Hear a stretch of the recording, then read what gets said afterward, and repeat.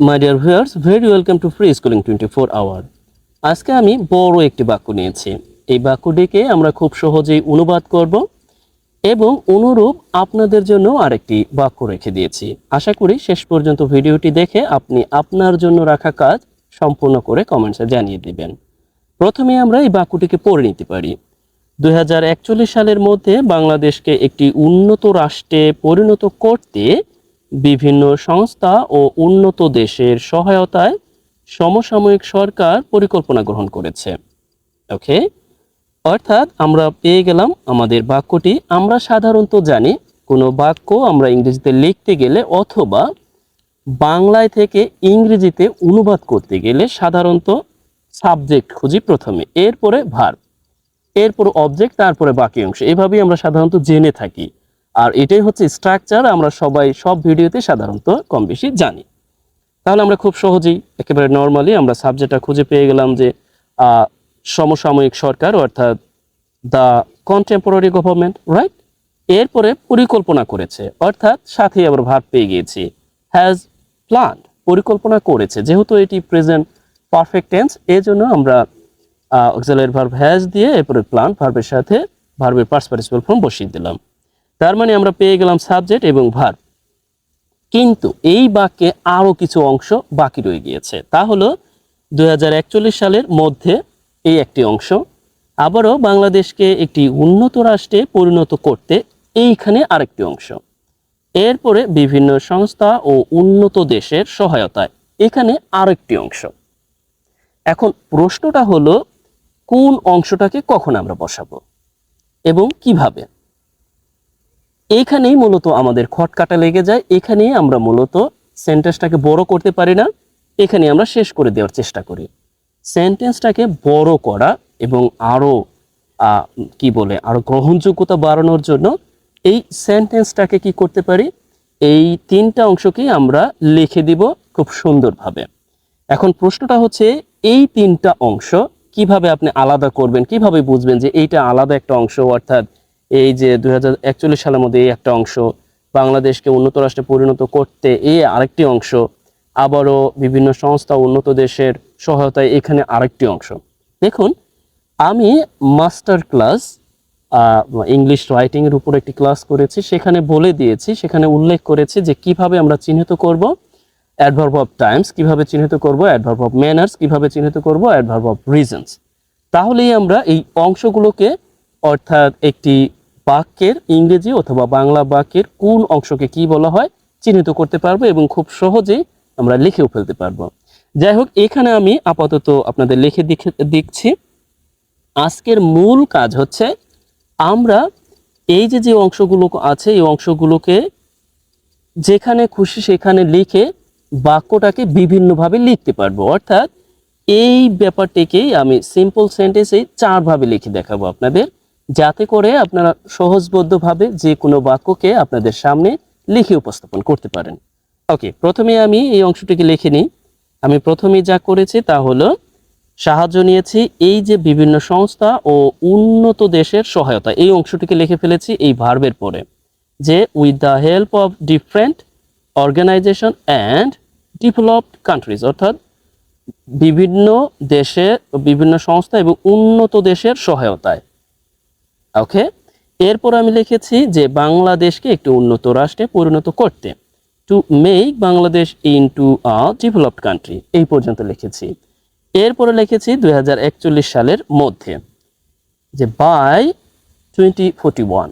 এখন প্রশ্নটা হলো এই সালটাকে যে আমি শেষে এনে লিখে দিলাম, আপনি কি প্রথমে লিখতে পারবেন না? হ্যাঁ, আপনি প্রথমেও লিখতে পারবেন সাল। আবারও আপনি যদি চান এই অংশটিকে, অর্থাৎ এই অ্যাডভার্ব অফ রিজন, এই অংশটিকেও আপনি কি করতে পারবেন, এই শুরুতে লিখতে পারবেন, এরপরে আপনি কমা দিয়ে ভার্ব লিখতে পারবেন। এইটাই হচ্ছে আমার দেখার মূল উদ্দেশ্য। অর্থাৎ আপনাকে যে প্রথমেই সাবজেক্ট দিয়ে এরপরে ভার্ব দিয়ে শুরু করতে হবে, ব্যাপারটা এইরকম নয়। আপনি একটা জিনিস মাথায় রাখবেন, তা হলো এই adverb of time, adverb of reason, adverb of manners, এই অংশগুলো, অর্থাৎ এই অংশগুলোকে আপনি আপনার বাক্যের যে কোনো অংশে বসাতে পারেন। তবে মাথায় রাখবেন, যদি আপনি পূর্বে বসান অর্থাৎ শুরুতেই বসান, তাহলে এইভাবে একটি কমা দিতে হবে, এরপরে বাকি অংশ আপনাকে লিখতে হবে। আশা করি বুঝতে পেরেছেন। ওকে, এখানে আমি দেখুন শুরুতেই ব্যবহার করেছি অ্যাডভার্ব অফ রিজন, অর্থাৎ to make Bangladesh into a developed country, বাংলাদেশকে একটি উন্নত রাষ্ট্রে পরিণত করতে 2041 সালের মধ্যে। এরপরে এই বাক্যের অন্যান্য অংশগুলো আমি লিখেছি। এখন কারো মনে যদি প্রশ্ন থাকে কিভাবে আমি এই অংশটিকে অ্যাডভার্ব অফ রিজন বললাম, দেখুন আমরা যদি এই ভার্বকে প্রশ্ন করি তাহলে আমরা অ্যাডভার্ব অফ রিজন এই অংশটিকে বলতে পারি। কিভাবে? আমি যদি বলি যে সরকার এই প্ল্যানটা করেছে কেন, কি কারণে, তখন আমাদের অনায়াসে উত্তর চলে আসবে যে বাংলাদেশকে উন্নত রাষ্ট্রে পরিণত করতে। বুঝতে পেরেছেন তো এখন? অর্থাৎ আমরা এই অংশটিকে একেবারে স্বতন্ত্রভাবে যে কোনো জায়গায় বসাতে পারছি। এরপরে কমা দিয়ে আমরা বাক্যের অন্যান্য যে কাজ আছে তা করে ফেলতেছি। ওকে, এরপরে বাকি অংশ করেছি, অর্থাৎ এই 2 নম্বর ভাবে করলাম। অর্থাৎ এরপরে আমরা দেখি যে তৃতীয় নাম্বার আমরা একটু লক্ষ্য করি। এখানে আবারও আমি প্রথমে লিখে ফেলেছি যে with the help of different organisation and countries. দেখেছেন এখানে কিন্তু আমি প্রথমে এখানে নিয়ে আসছি কি অ্যাডভার্ব অফ ম্যানার্স, অর্থাৎ কিভাবে। আমরা যদি এই ভার্বকে প্রশ্ন করি যে তারা পরিকল্পনা গ্রহণ করেছে বাংলাদেশ সরকার, যদি বলি কিভাবে গ্রহণ করেছে তাহলে উত্তরটা অনায়াসেই চলে আসবে। অর্থাৎ এই অংশটাও কি যে উইথ দ্য হেল্প অফ, অর্থাৎ বিভিন্ন অর্গানাইজেশন এবং দেশের সাহায্য নিয়ে। বুঝতে পেরেছেন তো? ওকে, এরপরে আমি আবার লিখে ফেলেছি অ্যাডভার্ব অফ রিজন, অর্থাৎ আমি আপনাকে বোঝাতে চাচ্ছি আপনি এই adverb of reason, adverb of manners, adverb of time যে কোনো জায়গায় বসাতে পারবেন। দেখুন না, আমি এখানে কিন্তু অ্যাডভার্ব অফ, এখানে লক্ষ্য করুন অ্যাডভার্ব অফ এই যে টাইমটা এখানে বসিয়ে দিয়েছি, অর্থাৎ অ্যাডভার্ব অফ রিজনের পরেই অ্যাডভার্ব অফ টাইম বসিয়ে দিয়েছি। আবার এখানে কি করেছি, এখানে অ্যাডভার্ব অফ ম্যানার্সের পরেই আবারও অ্যাডভার্ব অফ রিজন বসিয়ে দিয়েছি, আবারও একই সাথে অ্যাডভার্ব অফ টাইমও বসিয়ে দিয়েছি। অর্থাৎ আপনি এই 3টা অংশকে আপনার বাক্যের যে কোনো জায়গায় বসাতে পারতেছেন। সময়যুক্ত যে কোনো সময় রিলেটেড যে কোনো লেখাই হচ্ছে অ্যাডভার্ব অফ টাইম, অর্থাৎ যে কোনো জায়গায় বসিয়ে দিতে পারেন। তবে হ্যাঁ, কিছু বিশেষ ক্ষেত্র আছে, বিশেষ সেন্টেন্স আছে, আপনি যে সময়টি লিখতেছেন সেই সময়টি কিন্তু কারেক্টভাবে লিখতে হবে, রাইট? ওকে, এরপরে আমরা লিখলাম, পেয়ে গেলাম এই পর্যন্ত। এরপরে সাবজেক্ট, এরপরে ভার্ব লিখে দিলাম। ওকে, এরপরে আমরা দেখি যে এখানে 4 নাম্বার বলা আছে। আমি একেবারে শুরুতেই এখানে অ্যাডভার্ব অফ টাইম বসিয়ে দিয়েছি, অর্থাৎ সময় বসিয়ে দিয়েছি। তারপরে সাবজেক্টকে এনেছি, ভার্বকে এনেছি, আবারও এখানে এনেছি কি উইথ দ্য হেল্প অফ, অর্থাৎ আবারও অ্যাডভার্ব অফ ম্যানারের অংশটা এনেছি, আবারও অ্যাডভার্ব অফ রিজনের অংশটা এনেছি। আসলে আমি এখানে একটা জিনিস আপনাকে বোঝানোর চেষ্টা করেছি ফাইনালি, আর তা হলো আপনি যখন লিখতে যাবেন, অর্থাৎ অনুবাদ করতে যাবেন বা ফ্রি হ্যান্ড রাইটিং লিখতে যাবেন, আপনার যাতে লেখার সময় দ্বিধাদ্বন্দ্বই না থাকে। অর্থাৎ আপনি সময়টাকে আগে লিখে ফেলতে পারবেন, আবারও আপনি চাইলে কি রিজনটাকে আগে লিখে ফেলতে পারবেন, আবারও আপনি চাইলে ম্যানারটাকে আগে লিখে ফেলতে পারবেন।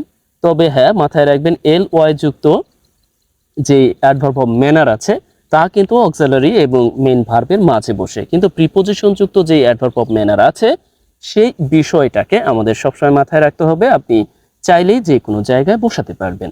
তবে হ্যাঁ, কিছু কিছু ভিন্নতা তো থাকবেই, তা লক্ষণীয় এবং তা বর্জনীয়। ওকে, যাই হোক, আমি যে বিষয়টা বোঝাতে চাচ্ছি আদতে পেরেছি কিনা আমি জানি না, বক বক করলাম, আপনাদের সামনে উপস্থাপন করতে পেরেছি কিনা। আসলে আমার মূল উদ্দেশ্যই হচ্ছে আপনারা ইংরেজি লেখাকে অনেক বেশি সহজ করে নিতে পারেন যাতে, বা আপনারা ইংরেজি লেখার ভয় কাটিয়ে ফেলতে পারেন যাতে।